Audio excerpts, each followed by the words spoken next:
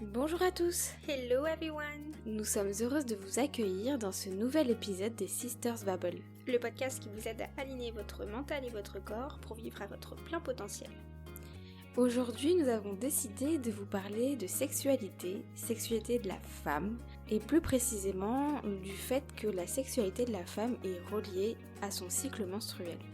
Exactement. Donc on se retrouve dans quelques secondes pour parler de ça ensemble. À tout de suite.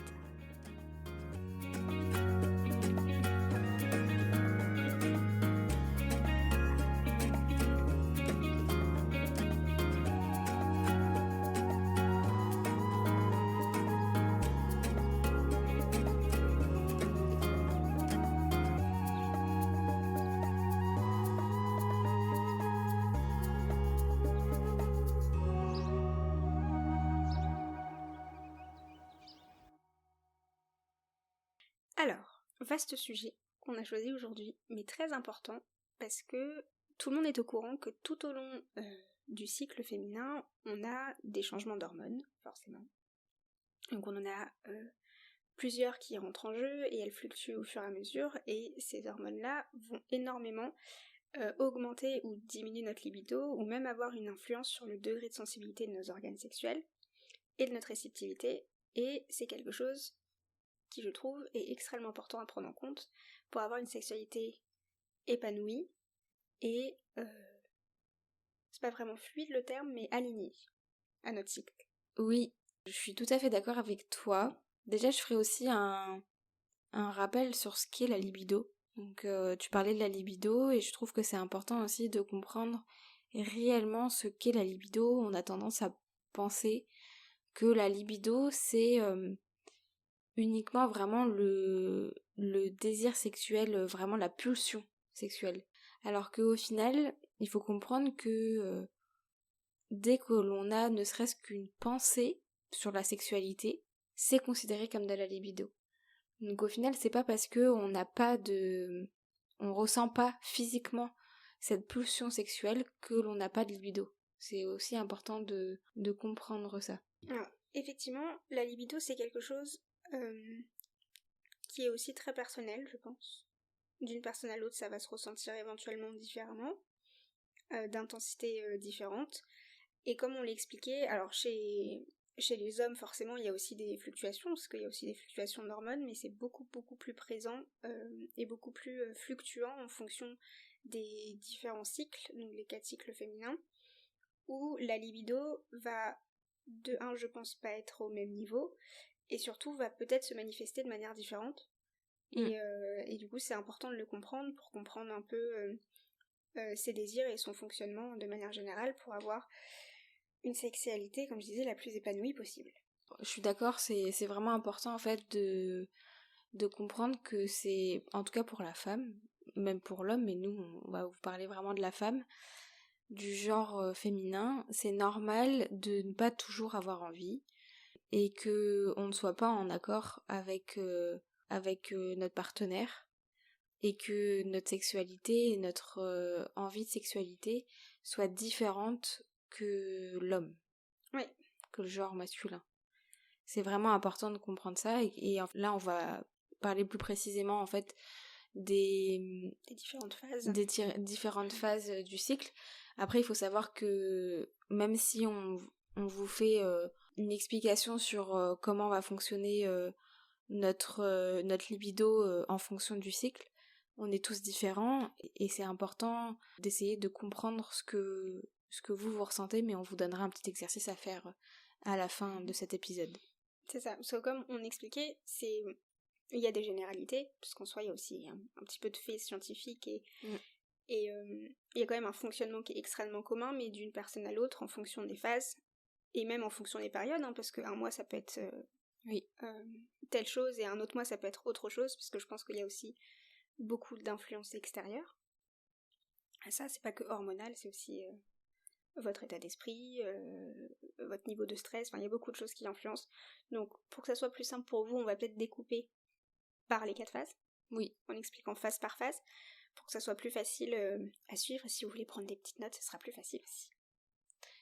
Alors du coup, par rapport aux 4 phases, si vous voulez plus de renseignements sur vraiment chacune des phases, je vous invite à aller écouter dans la saison 1 l'épisode 11 qui s'appelle Le cycle féminin, le trésor des femmes, où là vraiment on vous parle de chaque phase du cycle menstruel. Ouais, plus en détail. Voilà, beaucoup plus en détail. Là vraiment on va se focaliser sur le côté plutôt hormonal, vraiment le côté sexualité, libido et on va essayer de vous expliquer un peu tout ça.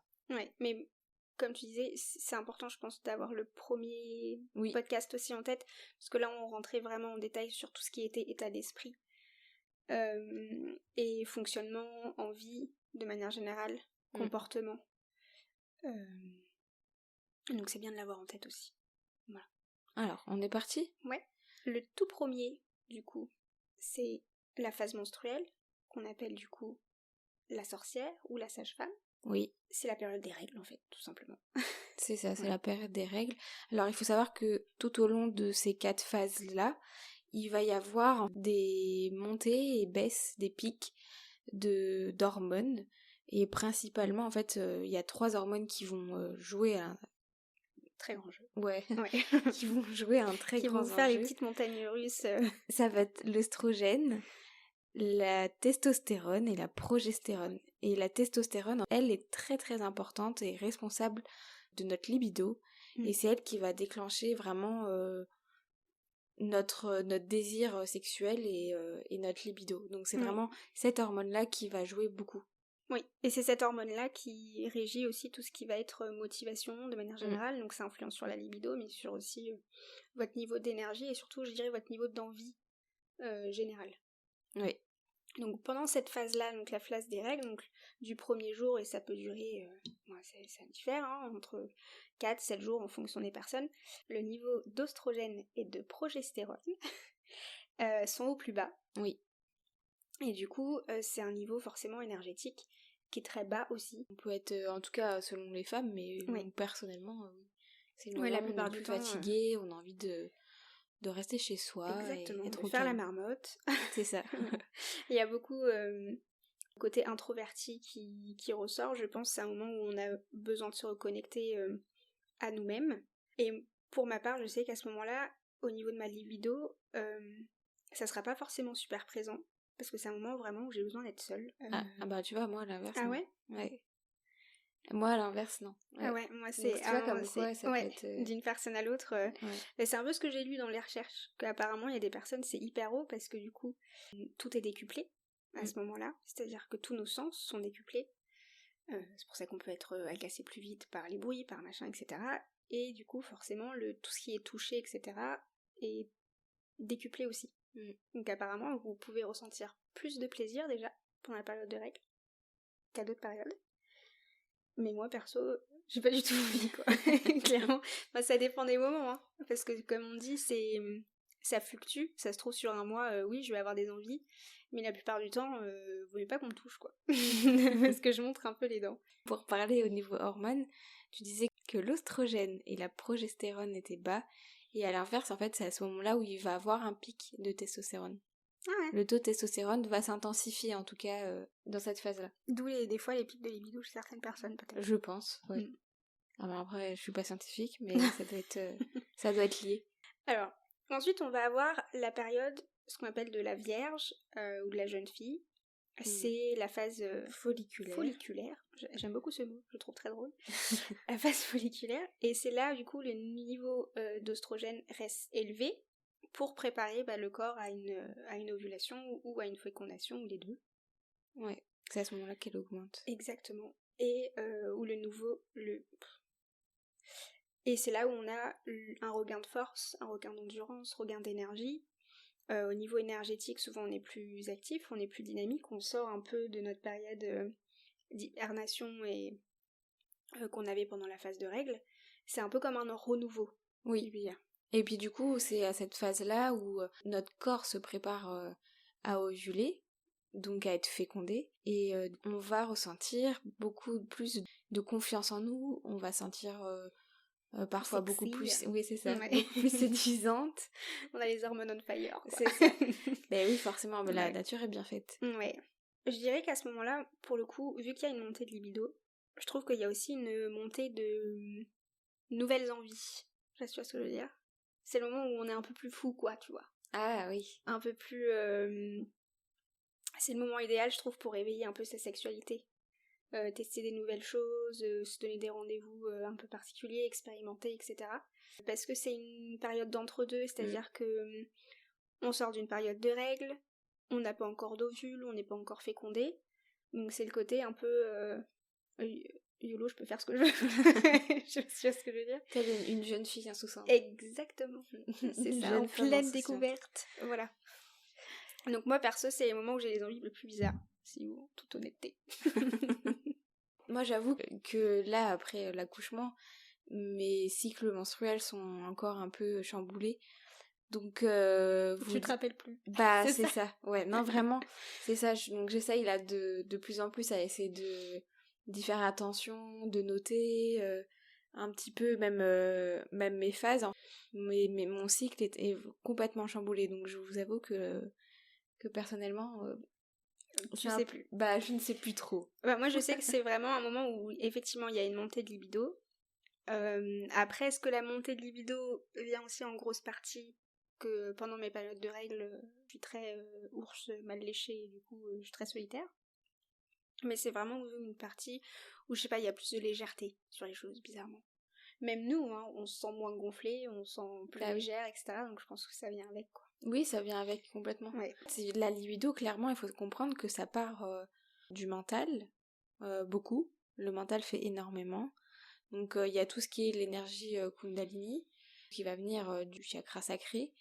Mais il y a aussi le mental qui joue beaucoup. Donc ça peut être ne serait-ce que des petites idées qui nous passent par la tête. Bah, la libido va être maintenue et va continuer, ça va être stimulé et va continuer du coup à augmenter de plus en plus. Ouais, et je pense que c'est une phase dans laquelle on est plus enclin à aller au bout d'un peu de ses idées, peut-être, à ce niveau-là. Ensuite, troisième phase, il y a la mère, ou la déesse, qui est du coup la période d'ovulation. Donc à ce moment-là, il y a là vraiment pour le coup un gros pic d'œstrogène et de testostérone. Pour faire des babies. Comme quoi la nature est bien faite. Ouais, et du coup, c'est à cette période-là que le corps, bah, il va tout donner, quoi. Et il va tout donner, il va donner tout ce qu'il a pour être fécondé. Ouais, donc du coup, c'est souvent à cette période-là, en tout cas pour la grande majorité, que les femmes vont ressentir une grande envie de faire l'amour et avoir une libido on fire. Ouais. Tu me regardes comme si tu réfléchissais. Oui. C'est pas pour toi. Pour toi, c'est pas ça? Ah, je sais pas, moi je pense que je la ressens plus à la phase juste avant, je sais pas pourquoi. Mais après, chacune est différente. C'est pour ça qu'aussi ça... C'est pour ça aussi que, qu'on disait au tout début, que voilà, on est toutes différentes. Nous, on parle de ça, mais on veut mettre personne dans des cases. Et comme quoi, tu vois, déjà, ne serait-ce qu'entre toi et moi, il y a une petite différence. Après, je pense que moi, la différence, elle vient du fait que pendant ma période d'ovulation, souvent j'ai des petites douleurs. Et ça doit peut-être jouer, du coup. Je sais pas. Ça a joué. Genre, souvent, je gonfle aussi, comme un petit ballon. J'ai une mauvaise circulation sanguine et tout, donc je me sens pas être fire, quoi. C'est plus sur la période juste avant. La période juste avant. Ouais. Donc à vous, après, de voir ce qui vous correspond le plus. Alors, la dernière phase... Ouais. C'est... Je suis désolée, vous devez peut-être entendre Kaipi qui ronfle à côté. Ah, c'est possible, il est à côté du micro en plus. C'est la phase de l'enchanteresse, qui est... La phase lutéale. Lutéale, oui, c'est ça. Oui, lutéale. Progestative. Oui, c'est ça. Qui est en fait l'avant-règle, quoi. Ouais. Du coup, c'est à cette phase-là où l'utérus se prépare, l'endomètre aussi, à tout ce qui est l'anidation d'un possible ovule fécondé. Ouais. Si on tombe pas enceinte, et les hormones redescendent jusqu'au bas des pâquerettes. C'est ça. Et vous avez des fois, pour la plupart, les magnifiques SPM, donc syndrome prémenstruel, qui débarquent. C'est ça. Avec beaucoup de dualité pendant quelques jours. Où pour le coup, ça va vraiment être comme si on était deux personnes à certains moments, quoi. Donc moi, à cette phase-là, je sais que c'est qui tout double. Pour le coup, c'est vraiment qui tout double. Au niveau sexualité, généralement, ça va avec, hein, tout ce qui est douleur SPM et on va commencer à se renfermer un petit peu sur nous et forcément, la libido va avoir tendance à baisser. Parce qu'en fait, il y a une hypersensibilité, des douleurs, le stress va plus facilement nous impacter. En Ouais. tout cas pour moi, je sais que c'est à ce moment-là que je vais ressentir plus de stress, ou en tout cas je vais le vivre différemment, je vais moins bien le vivre. Oui. Mais c'est pour ça que je dis que c'est qui tout doux, parce que je trouve que si c'est une période où on est relativement ancré, un mois où on est relativement ancré, il n'y a pas beaucoup de stress, on n'est pas en train de courir partout, etc. Là, je pense qu'on peut moins le ressentir et que du coup, il y a moins une chute de libido, peut-être. Mais par contre, si c'est une période où, en plus des hormones, on a un petit décalage extérieur, là, souvent, c'est libido quasi zéro, quoi. Ouais, complètement. Je suis d'accord avec toi. Puis après, le corps est bien fait aussi, parce que du coup, c'est une période où on sait que techniquement, on n'est plus fécondable.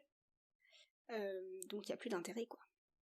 En quelque sorte. Si on parle crûment d'instinct animal, c'est genre on a raté le coche, donc maintenant c'est bon. Maintenant c'est bon, on s'en fiche. Maintenant c'est bon, on commence à se renfermer sur Exactement. nous. Et c'est à ce moment-là où on a besoin de repos, ouais. Principalement, donc forcément moins d'activité physique, quoi. Exactement. Voilà, là on vous a parlé des 4 phases. Un petit exercice que je peux vous donner, que j'ai pu entendre dans la Bloom Academy.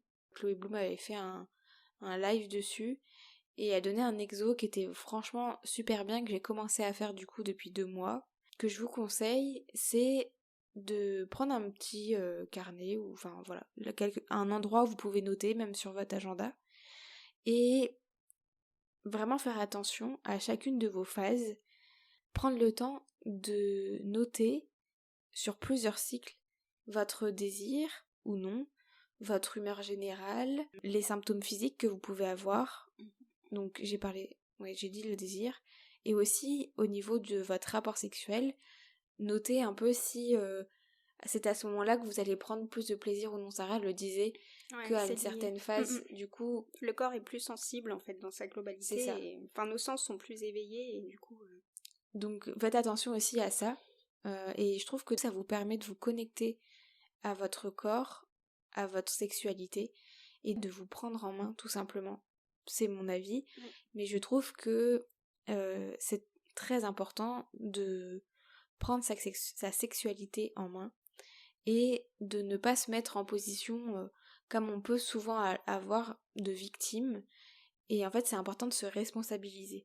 Ouais. C'est-à-dire que parfois, on peut dire que, en gros, c'est notre conjoint ou conjointe avec qui on peut être, qui va être maître de notre sexualité, et que c'est cette personne-là qui va pas nous donner le plaisir que l'on aimerait en tout cas avoir.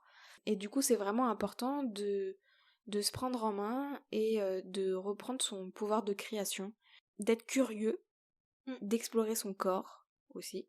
Oui, parce que ça passe beaucoup par soi-même. Hein, c'est ça, se découvrir soi-même, pour pouvoir après guider aussi l'autre personne qui est avec vous.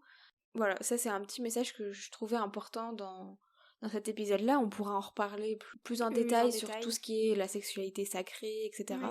Je trouve qu'il est très, très importante. Ça pourra faire sujet d'un autre épisode. Mais voilà, il faut faire attention à vous connecter à vous-même, et à essayer vraiment de vous découvrir pour pouvoir avoir une sexualité épanouie. Ouais, parce que c'est vrai qu'il ne faut pas oublier que l'énergie sexuelle, de manière générale, c'est l'énergie vitale, en fait. C'est ce que tu appelles le Kundalini aussi, c'est ça ? La Kundalini. La Kundalini. C'est l'énergie de la vie même, de la vie pure, en fait. Donc forcément, si vous avez des baisses de libido ou ce genre de choses, il faut, je pense, y faire attention, parce que c'est pas qu'une question de relation avec une autre personne ou relation avec vous-même, c'est aussi votre état général qui en sera impacté.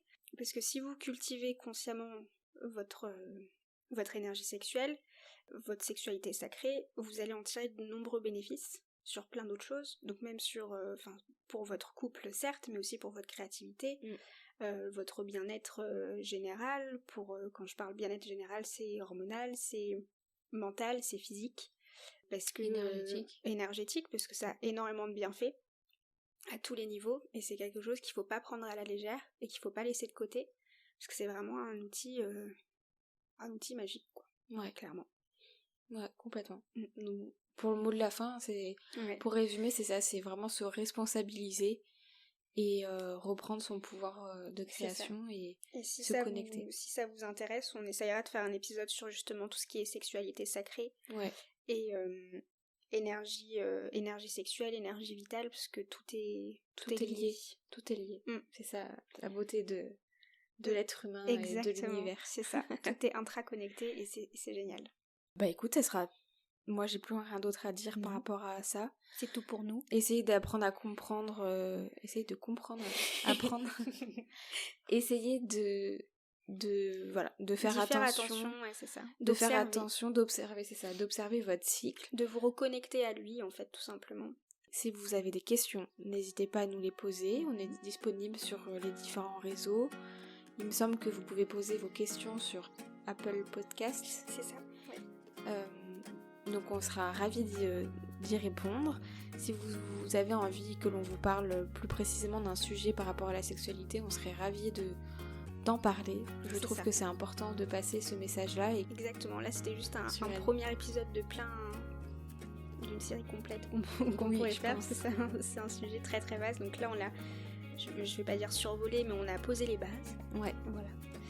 Et après à voir avec vous sur quoi vous voulez qu'on s'engage. Tout à fait. En tout cas, c'était un plaisir de vous retrouver. On se retrouve bientôt. On se retrouve très vite. Un nouvel épisode. Et entre deux, explorez votre sexualité, les amis. Et prenez soin de vous surtout. À très vite.